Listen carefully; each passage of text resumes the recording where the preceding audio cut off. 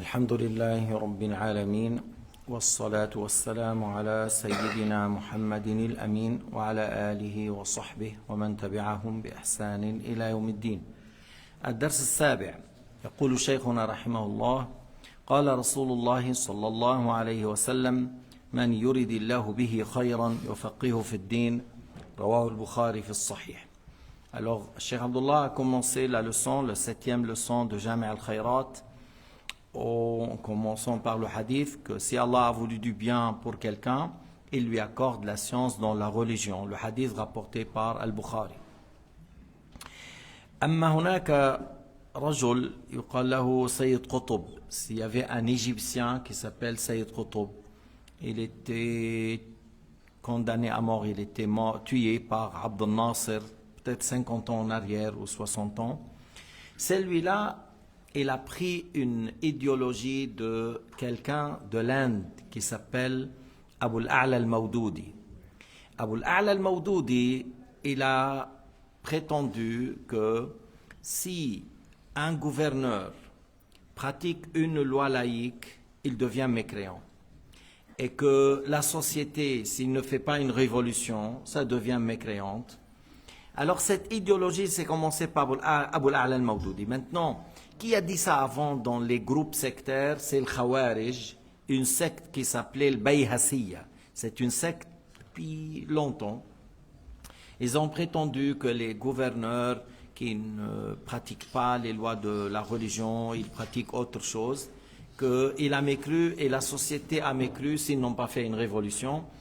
Alors, Sayyid Qutb, l'Égyptien, il a pris cette idéologie et au temps de Sadat, voilà, il disait que voilà, il y a beaucoup de lois laïques, alors la société devient mécréante. Et il a dit, pas au niveau de l'Égypte, il a dit au niveau de la terre. Et il a dit les humains, l'humanité est devenue mécréante. Et puis après, il a dit les mu'adhdhinin, ceux qui font l'appel à la prière, ils ont dit, il a dit, ces gens-là sont plus kafirs que les autres parce qu'ils n'ont pas fait une révolution. Et à un certain moment, il a dit, le fait maintenant travailler dans la science de ilm ad-din, apprendre, enseigner, il a dit, ça sert à rien parce que on a des présidents hors des lois islamiques, ils pratiquent certaines choses. Et il a dit, c'est une perte du temps, le fait d'apprendre. Oui, mais alors, tu veux quoi, toi? Si il y a une loi laïque, on ne peut pas apprendre la religion, comment on va pratiquer? Et puis, montre-moi un pays sur la terre, si tu veux, la Mecque, pour ne pas dire l'Arabie Saoudite, à la Mecque. À la Mecque, actuellement, qu'est-ce qu'il y a? Beaucoup de lois hors de l'islam. Pour aller au Hajj, tu vas passer par Nusuk. Tu vas payer 12 000 €. Et si ça part, ou des fois tu payes, tu n'auras rien. Mais le Hajj, normalement, ça coûte 2-3 000. Pourquoi 12 000? Avec ton épouse et ton père, voilà, vous allez payer 40 000. Mais pourquoi? Bon, visa. Pourquoi visa? Il n'y a pas de visa dans l'islam. D'où vient ce système visa? C'est les Anglais, c'est les Américains, c'est pas une chose dans l'islam. À l'époque, les gens sortent pour le Hajj, normal, pour le Umrah, sortent. Non, tu n'as pas visa, tu retournes chez toi. Pourquoi? J'ai déjà fait le haram, débrouille-toi. Non, tu rentres pas. C'est quoi ça? Dit, c'est la loi. La loi de qui? Ah, ça, la loi des Gaules, ça, la loi des Anglais. C'est pas des lois islamiques. Alors, pour dire que la société devient mécréante si on ne fait pas une révolution, alors c'est pour cela qu'il a dit toute l'humanité est devenue mécréante, sauf lui et son groupe. Sauf lui, et à l'époque, là, en Égypte, 50 ans en arrière, il y avait quelque chose, al-hijra wa takfir. Si vous vous rappelez, al-hijra wa takfir. Quitte la société parce que la société, ils disent mécréante, va vers les montagnes, vers là, voilà, sinon tu deviens mécréant comme eux. Alors ça, qu'il disait le groupe de Hizb al-Ikhwan, le groupe de Sayyid Qutb. Alors maintenant, avec le temps, les ont mis dans la... Ah, on était fautifs. On a reconnu qu'on est fautif. Ok, vous avez tué 200 personnes. Qui paie la dia? Personne. Mais vous avez tué les gens en disant c'est des mécréants. Il y a des gens, des fois, ils tuent la police qui n'a rien à voir. La police de la nuit, la police des voitures. Voilà, ils tuent, ils disent, ah, c'est le tarout, il est avec le tarout. Voilà, et ils tuent les gens. Mais ce n'est pas juste.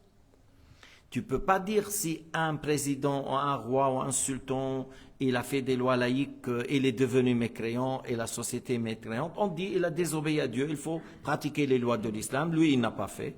Il a désobéi à Dieu. Muawiyah, il a désigné son fils. Et ce n'est pas comme ça dans l'islam. Dans l'islam, on consulte, la consultation.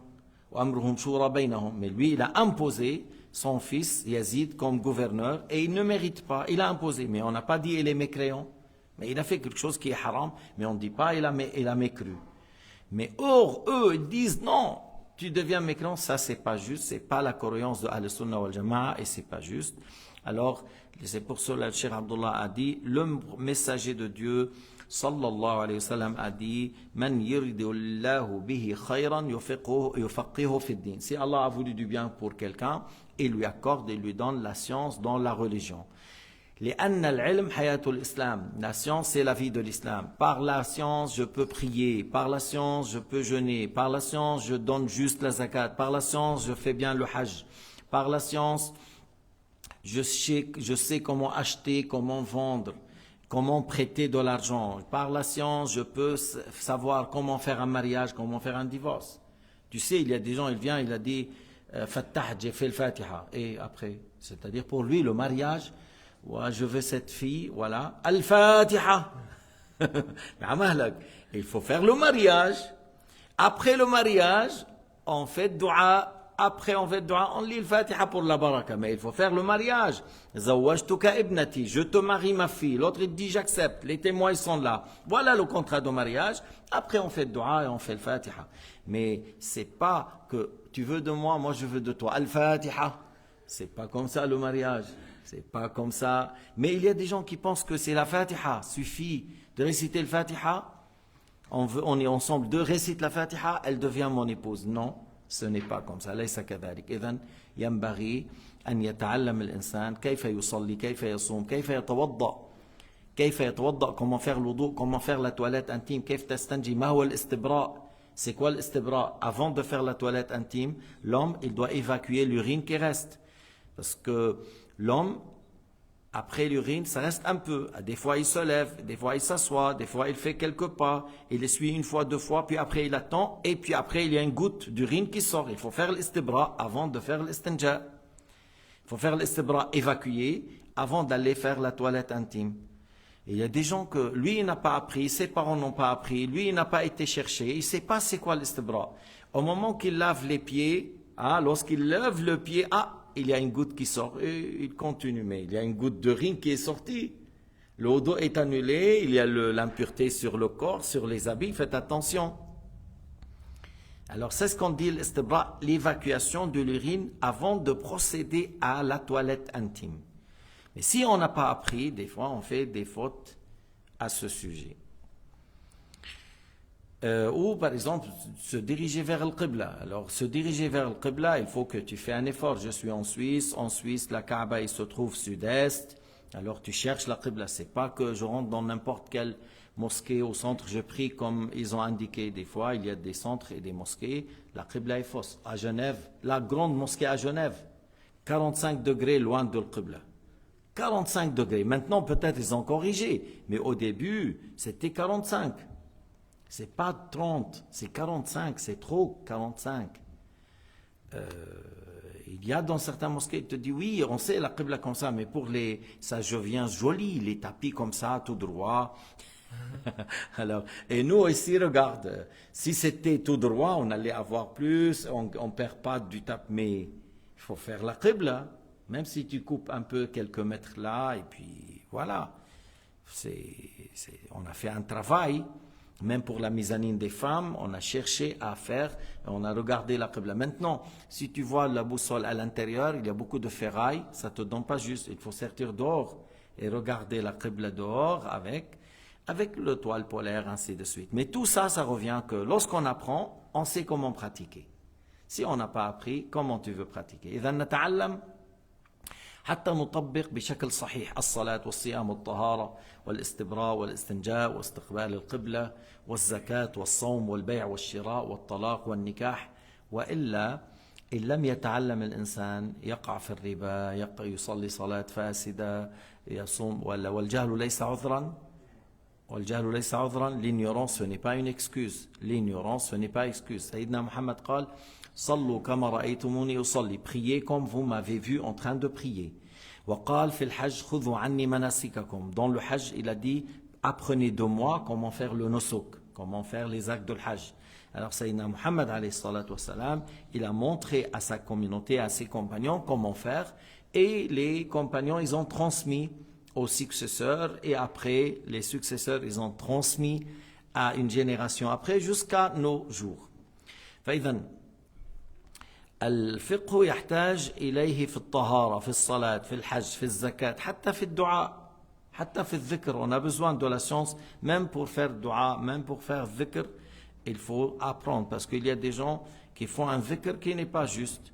En Syrie, ils disent Allah, Allah, Allah, après ils disent Allah, Allah, Allah, Allah, après ils disent mais ça c'est pas un dhikr, ça c'est pas un dhikr. Et si tu rentres dans leur séance et tu dis Allah, Allah, eux ils disent ils te regardent comme ça. Oh. On fait maintenant mais ça c'est pas un dhikr, ça c'est pas un dhikr.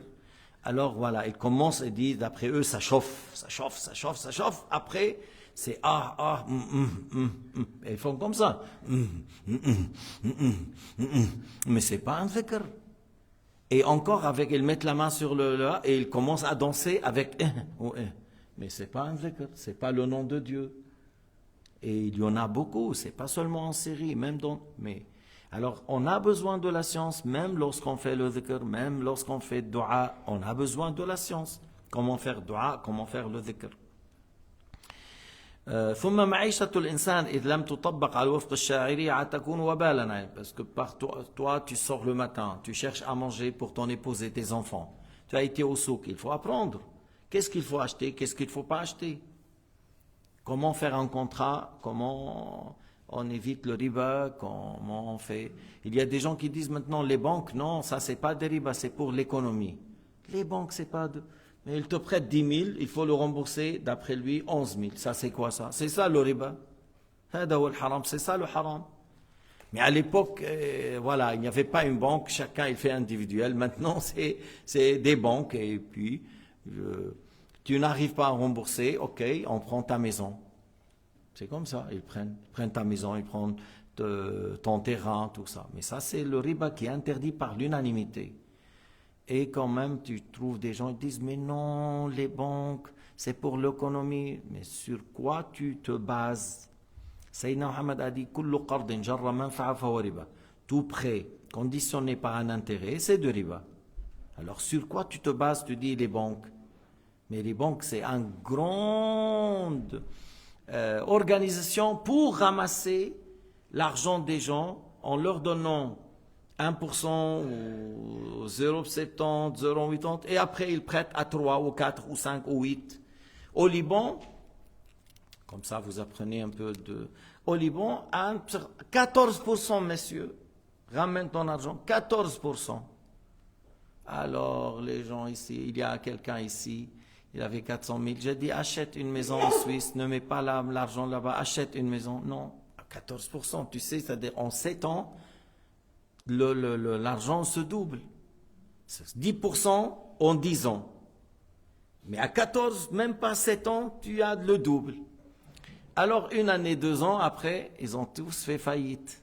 Parce que la Banque centrale de Liban, ils dépensaient en abondance et ils ont dépensé l'argent des gens et les gens, ils n'ont pas reçu leur argent. C'est parti dans l'air. Alors c'est ça le système de riba. Regardons, des milliards de gens, ils ont perdu. Et puis à un certain moment, nous, le Liban, par exemple, au lieu que tu aies 2 milliards à mettre dans le pays, 2 milliards à donner comme intérêt. Maintenant, la France s'est endettée des milliers de milliards. Comment ils vont s'en sortir là? Si tu payes chaque année 30, 40 milliards que des dettes, tu fais quoi alors? Pourquoi les 30, 40 n'a pas été pour les gens? Parce qu'on a fait ce système-là et tu payes des intérêts à un certain moment. Tout ce que tu ramasses, tu vas le payer comme intérêt et le pays s'enfonce, s'enfonce, s'enfonce. À un certain moment, avant que ton fils est né, il a déjà 100 000 à rembourser. إنه قبل ما يولد ابنك بيكون عليه ديون بده يدفعها بسبب à cause de ce système qui est pourri. Allah حرم الربا انتهى. Haram, الربا haram. L'usure c'est interdit. Je te prête, tu me rembourses avec quelque chose en plus, c'est haram, point à la ligne. Je te prête lillah, c'est-à-dire je te prête 1000 francs, tu me rembourses 1000 francs. Ça c'est halal et ça c'est du bien. Ça c'est du bien. Bien sûr, c'est du bien lorsque tu fais avec des gens honnêtes. Voilà, parce qu'il y en a des gens malhonnêtes. Prête-moi 100 francs, voilà, je te rembourse. 200 francs, je te rembourse. 250, je te rembourse. Prête-moi 3000, j'ai des factures, le salaire va tomber, Tu lui prêtes 3000 parce que toujours il a payé à l'heure. 3000, il disparaît dans la nature. Il ne répond plus au téléphone. هيك بعض الناس بيعمل. بداية 100 بيرجعها، بداية 200 بيرجعها، بداية حتى تصير انت تأمن انه هذا بيرجع، هذا ما بيسرق، هذا ما بيكذب، بعدين بيطلب مال كبير وبيروح. فهو القرض الحسن شيء جميل، لكن اللي بياخذ قرض بده يكون امين. Prêter c'est du bien, mais celui qui prend une dette, il faut qu'il soit à la hauteur et remboursé. ما يضيع الأمانة. إذا كان في نيته الخيانة فهذا خائن. S'il avait l'intention de tricher, de ne pas payer, alors ça c'est un grand traître. Tu dis à l'agent prête-moi et la personne il dit oui c'est mon frère, je l'aide, pourquoi pas, et toi tu as l'intention de ne pas rembourser, c'est grave. C'est grave. Tu n'as pas payé sur terre, tu payes dans l'au-delà, hein, de tes hasanat. S'il n'y a pas, on prend de nos péchés sur toi. ما بتدفع، ما تفكر حالك يعني انه j'ai pas payé. Ok, tu vas où le jour du jugement? On va prendre de tes hasanat s'il y en a. S'il n'y a pas, on prend de nos péchés, seront mis sur toi.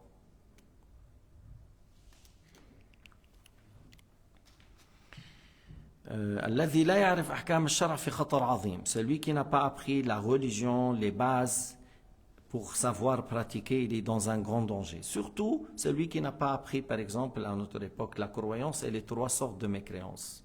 S'il n'a pas appris l'aqida, s'il n'a pas appris les 3 sortes de mécréance, et il est en grand danger. Je me rappelle dans l'année 1992, vous n'êtes pas né encore. Il y a quelqu'un de Saoudien qui est venu à l'époque, il y avait la guerre de Bosnie et Herzégovine avec les Tchécoslovaques, le Yougoslavia, là, il y avait une guerre contre Sarajevo. Alors celui-là, il est venu, bon. Moi, dans la leçon, j'ai parlé de l'Wahhabiyya. Lui, après, il a dit, pourquoi tu dis Wahhabiyya? Nous, on est Hanabila, nous, on est de Ahl-Sunnah. Imam Ahmad, c'est un grand imam. L'imam Ahmad, c'est un grand imam, tu le prends comme, oui, je connais l'imam Ahmad puisque tu connais le Fatiha. Je connais l'école de l'imam Ahmad puisque tu connais le Fatiha. Bon, ça fait rien. L'imam Ahmad, c'est une référence. Oui, je connais l'école de l'imam Ahmad plus que tu connais le Fatiha. C'est pas grave. Alors l'imam Ahmad a dit on peut toucher le mimbar et la tombe du prophète pour la baraka et vous dites c'est du shirk. Il a dit oui, on va montrer, ramène le livre, on a amené. Il a dit oui, il y a des gens qui ont forgé des mensonges, il y a des gens qui ont, oui. Ceux qui ont forgé des mensonges chez les kuffars, ils ont parlé contre le prophète Mohammed. Nous, on prend la parole des savants de l'islam. Et Ar-Rasoul قال أنتم شهداء الله في الأرض. Vous êtes les témoins de Dieu sur terre. On prend la référence des savants de l'islam. Toi, tu es en train de dire que l'imam Ahmad, imam considéré, c'est un grand imam. Et que toi, tu connais son école comme mieux que je connais le Fatiha. Alors maintenant, on va voir qu'est-ce qu'il a dit l'imam Ahmad. Parce que vous dites passer la main sur le mimbar, sur la tombe, c'est du shirk. Et on va voir qu'est-ce qu'il dit. Il a lui donné le livre Al-Ilal Ma'rifat al-Rijal, 2e volume, à la page 35. À l'imam Ahmad, son fils, il lui dit, le jugement de celui qui passe la main sur le mimbar pour la baraka, pour avoir l'agrément de Dieu, il fait la même chose pour la tombe. Quel est son jugement? L'imam Ahmad, il a dit, il n'y a pas du mal. معنى l'imam Ahmad قال لا بأس تمر يدك على القبر وعن المنبر لا بأس. فهو نظر بهذا رجل قال هذا كذب هذا كذب هذا كذب. زيد il a dit c'est du mensonge, c'est du mensonge. والله وبالله وتالله أحمد ما قال أحمد ما قال أحمد. Il a dit Ahmad n'a pas dit, Ahmad n'a pas dit, n'a pas dit, et puis après jeter les papiers. Bon, moi je lui ai dit avant, si tu vois que l'imam Ahmad a dit, qu'on peut... Qu'est-ce que tu rejettes Al-Wahhabiyya? Il voulait pas, il a dit, j'ai pas compris. Je répète, si l'imam Ahmed a dit, on peut chercher la baraka par la tombe et par le mimbar, est-ce que tu rejettes Al-Wahhabiyya? Parce que le Wahhabiyya a dit c'est de shirk. Il a dit, s'il a dit. Ok, alors on lui a montré. Lorsque il a jeté, il a dit c'est kadhib, il a dit, si l'imam Ahmed a dit ça, il ne faut pas le suivre. Il ne mérite pas de le suivre. Alors lorsqu'il a dit, il ne mérite pas de le suivre, et avant il me dit, je connais l'imam Ahmed, et il a dit, nous sommes Hanabila, et l'imam Ahmed c'est imam Ahl-Sunnah. Hein? C'est pour cela, moi, je n'ai pas voulu débattre avec lui, tu connais plus que la Fatiha, c'est pas ça mon problème. C'est un imam de guider. Alors lorsqu'il a dit, il ne faut pas que le suivre, j'ai dit, Allahu Akbar, Allah t'a dévoilé en 5 minutes. Allah fadahak en 5 minutes. Et je me suis levé. Qu'est-ce qu'il a dit? Al-Ijlis, la taftaris al-Majlis, assieds-toi, ne prends pas la séance. Ig'id ya ibn Allah. Haïda ben Najdi, il a dit, assieds-toi, fils de Dieu. C'est une parole de mécréance. Et moi, je n'ai pas compris la dialecte Théo, je n'ai pas compris qu'il a dit ce mot. Et que lorsqu'il est parti, le frère Mustafa Turki, il est là, il est toujours vivant. Et il y avait le frère Jihad Marashli, il est toujours là avec nous à Genève, mais Mustafa il est là. Il a dit, Cheikh, il t'a dit, assieds-toi fils de Dieu. J'ai dit non, il n'a pas dit ça, parce que je n'ai pas fait attention. Si, il a dit, et nous on a mis l'enregistrement. Et lorsqu'on a entendu, et il a dit, textuellement, il a dit, Ig'id ya ibn Allah. Ah, c'est une parole de mécréance. Et celui-là, il se prétend qu'il est docteur, qu'il a appris le Kol Hanbalite, plus que je connais le Fatiha. Et c'est une parole de mécréance. Le fait de dire fils de Dieu, c'est une parole de mécréance.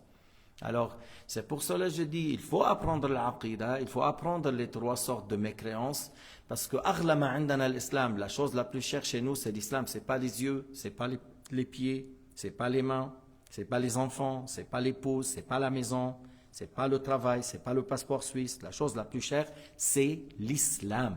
Tu es musulman, c'est grâce à Dieu. Tu es dans la guidée, c'est grâce à Dieu. Tu es mu'min grâce à Dieu. Ça, c'est le plus grand bien. Parce qu'avec ça, tu auras, bi'idhnillah, avec la clémence de Dieu, que tu auras au paradis. Même si tu as été à l'enfer à cause de certains péchés, un jour tu sortiras. Si quelqu'un il a été à l'enfer à cause de certains péchés, un jour sort, parce qu'il est musulman. Et il va au paradis éternellement.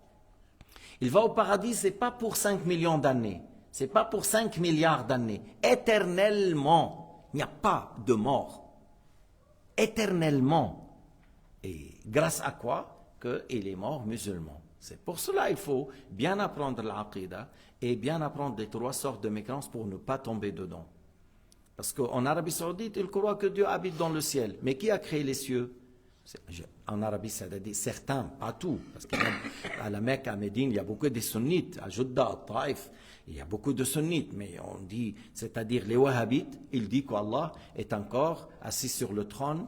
Il est grand de taille, il est lourd. Ma'avallah, rien n'est tel que lui, rien n'est semblable à lui. Il ne faut pas attribuer à Allah Ta'ala le physique, le corps, l'aspect, l'image. Et par la langue, il ne faut pas insulter Dieu, parce qu'on vient de dire, celui qui insulte Dieu, il sort de l'islam.